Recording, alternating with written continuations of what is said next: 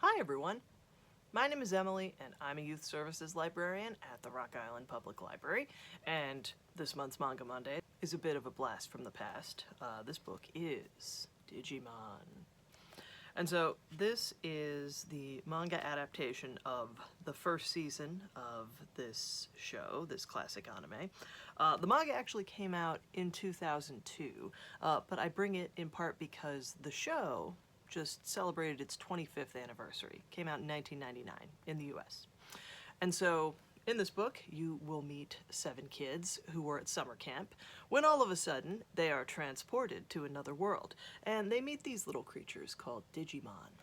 And the whole idea is these are creatures that live in the digital world, and in fact, this is a world where they can transform as needed, but they need the help of these kids to do that. When everybody first meets these little creatures, they're very small, but as they grow, they can change. But I think the thing people are just they don't know, because I didn't when I first started watching this series. I thought, oh, it's like Pokemon, and no, I mean the naming convention is really the main thing that's the same. The thing with Digimon is they only transform temporarily for the most part. Like once they assume a new form, if it's real big and takes a lot of energy, they'll change back afterward. In fact, I think at the end of the second book, one of the Digimon expends so much energy, has to return to egg form, and then gradually evolve back to where he was before.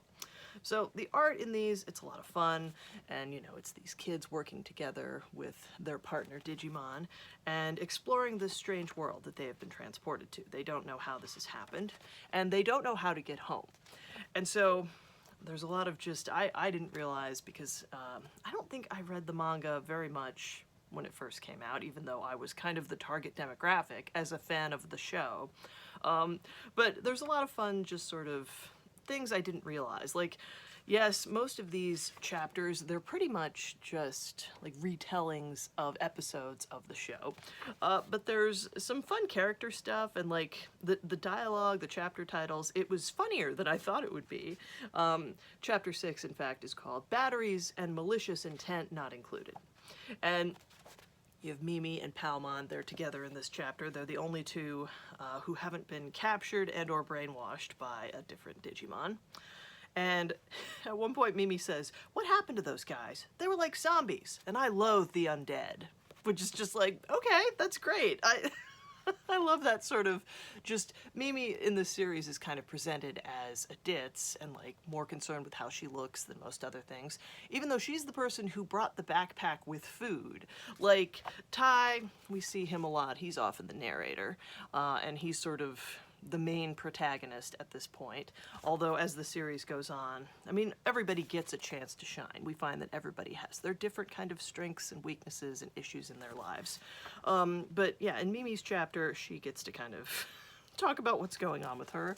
And all of these characters, you have character development, you have just these friendships forming, because like some of these kids, I think the thing with the summer camp framing device is like some of these kids knew each other from school. We eventually find out, oh, actually they're all sort of from the same neighborhood. I believe it is Odaiba, and that's why August 1st is celebrated as Odaiba Day, because that's when these kids ended up going to this other world. Two of them, Matt and TK, they're actually brothers, but their parents have gotten divorced, so they don't live together anymore. They don't see each other as much as they'd like.